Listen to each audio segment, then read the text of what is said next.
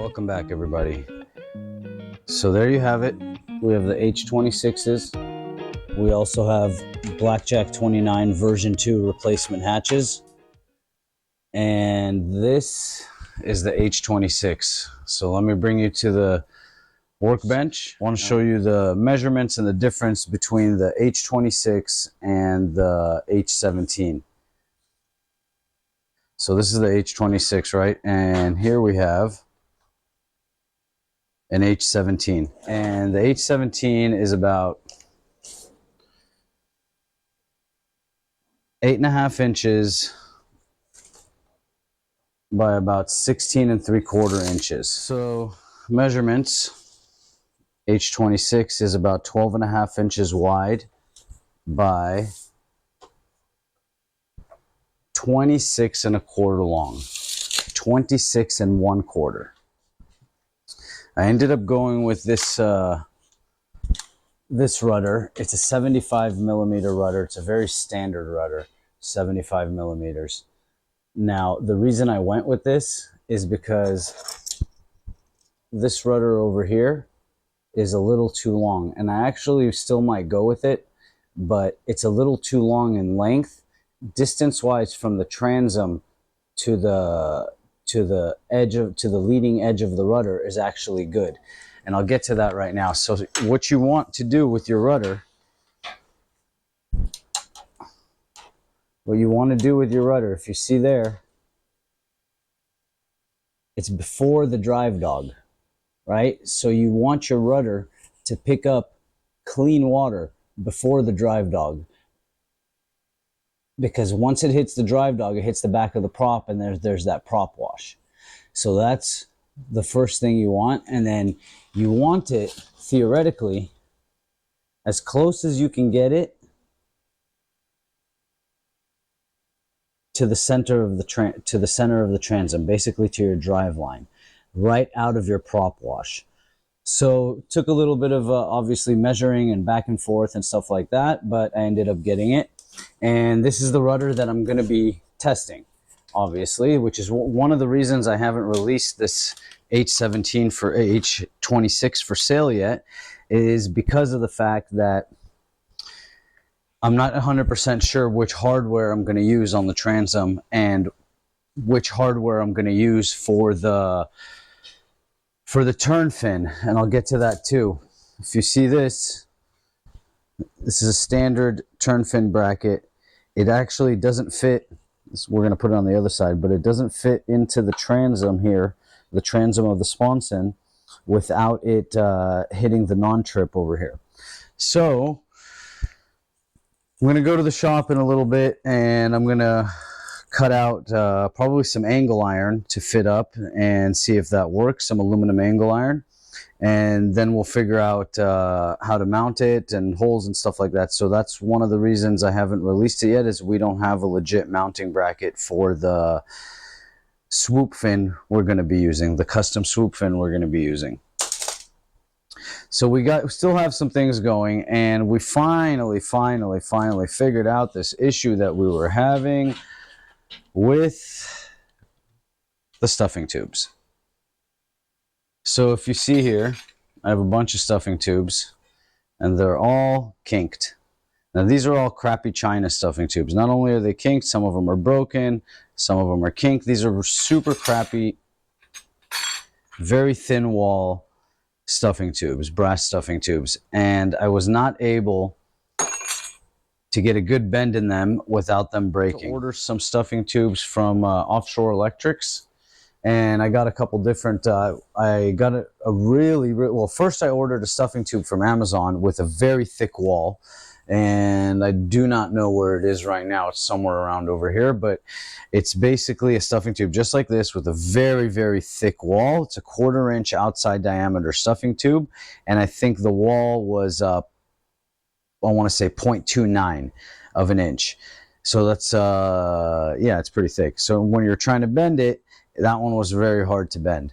So I was able to make my template out of that thick-walled one, and then in this H26, I set us up with an aluminum stuffing tube, because I ordered a few, and I figured since this is going to be the prototype, and this boat is just the plug, I've hacked it up, I've messed with it a lot, so it might look pretty right now, but it's had a lot of work done to it. All right, guys, so that's it. We're at the step right now where all the transom hardware is mounted and waterproofed, so that's locked in until further notice.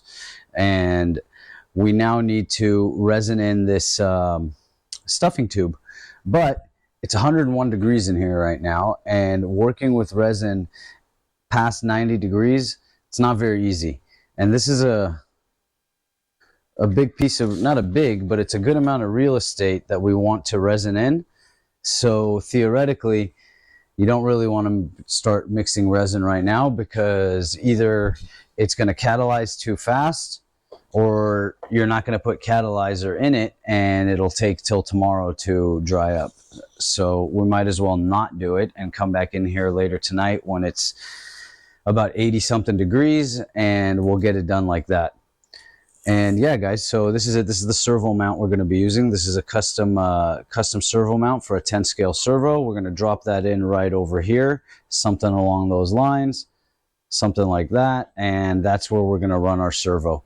I wanted to run the servo inside over here, but there's not much room in this tray for the height of the servo, so we're not doing that. But it's going to work just fine over here, pretty much the same way I run them on the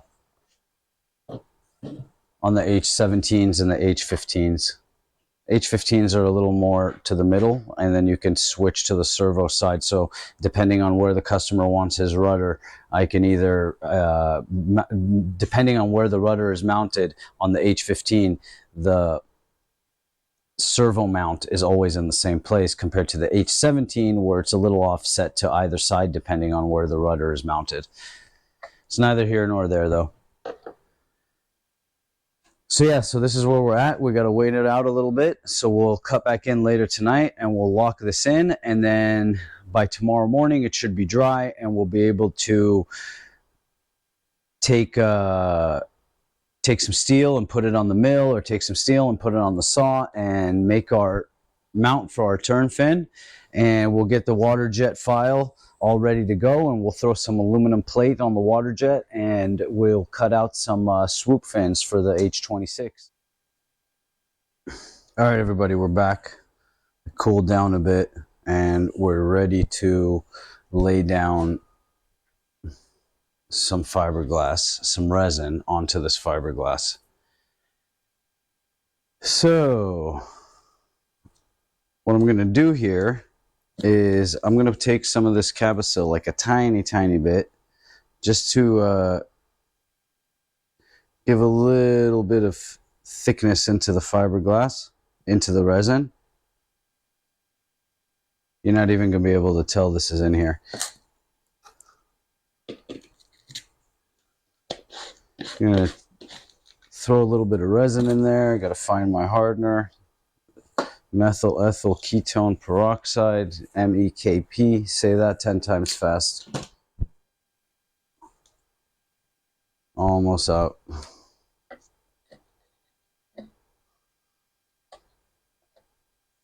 All right, now what you're going to do is you're going to mix this thoroughly.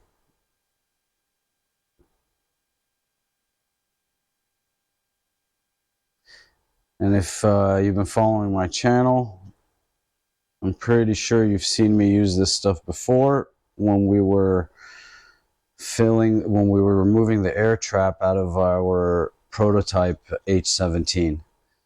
So you see now it starts getting in there, and you want to mix it for about a minute. That's how you can ensure that everything is distributed evenly before you put your hardener in, you know?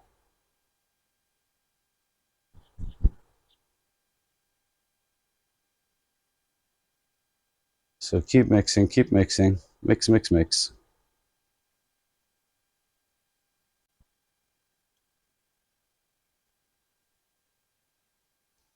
All right, so that's pretty good, I would say. Now, before you throw your hardener in, you want to make sure that everything you got set up over here, that you're all ready to go. Because right now, it's not going to catalyze. And in my case, it's super hot here.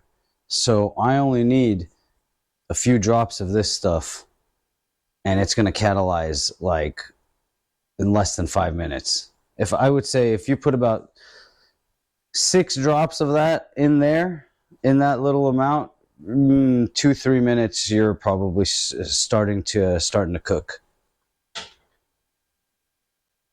All right, guys, so I am ready. Nothing here moved. Just gonna double check that stuffing tube is seated in there. See, oh nice. See, that was not seated into the strut, but now it is. Just gonna make sure that comes out nice and easy. We're good there. We're seated in there. Perfect.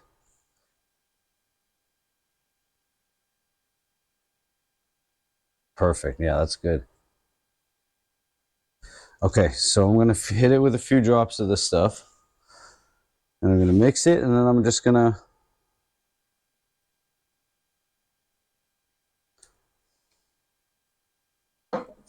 I gave it 5 drops, so it should catalyze pretty quick. That's what I like about polyester resin, is that you don't have to be, obviously you don't have to be precise at all like you do with epoxy. Epoxy is, it's a different animal. Not that it's bad, but epoxy and gel coat are not really that great of friends. So when I do my gel coat boats, I choose to use polyester. All right, so just throw that in here to not make a mess. Take a little bit at a time and start tacking in these corners so it doesn't move.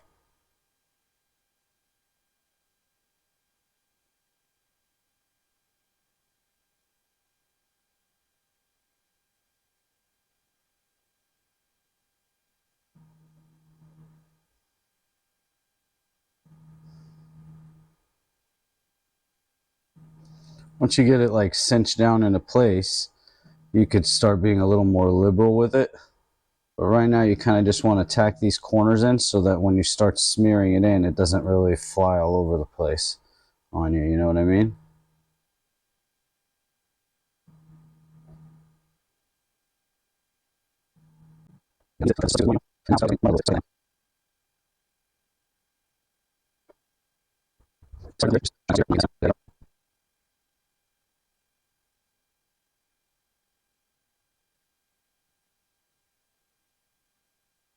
Now what I'm going to do is take another piece of fiberglass, this weave, and mind you, fiberglass weave does not like to roll over edges or round surfaces, so you kind of want to give it a little bit of a, like a little cinch there, you know? So a little cinch, like a little slit.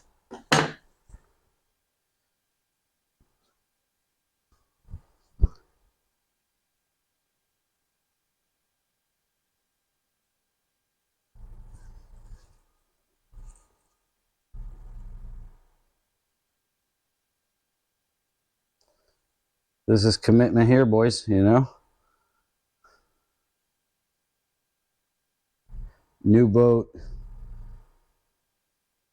figuring out the hardware, figuring out where to place the hardware.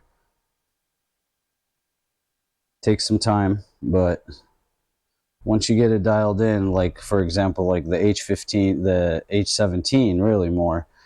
Once you get it dialed in and you kind of know what works and what doesn't, they are very fun to put together. I definitely enjoy rigging up hydroplanes. I like rigging up boats, but I enjoy the rigging up hydroplanes much more.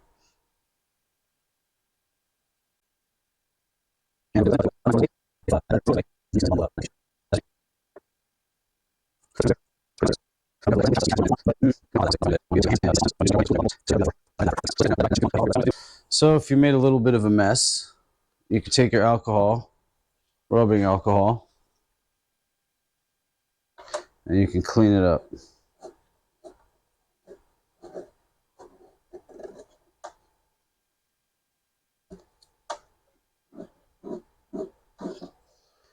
There you go.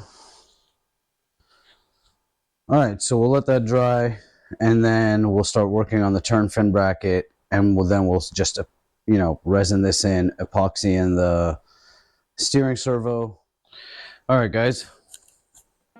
So that's all nice and dry. Obviously, we didn't put the motor mount in just yet. We want to be able to easily get inside the sponson right here, and this sponson right here to put our water cooling in. So that's what I'm going to do right now. I'm going to drill the water cooling line, and I am going to make a template for the servo steering arm, so that I know what to cut them, what size to cut them in the future. And that's kind of it, guys. We're almost there. What's holding us back now is this turn fin bracket, and I got to make some turn fins. So we'll get there soon. We'll get there soon. A day or two more and we'll be on the water.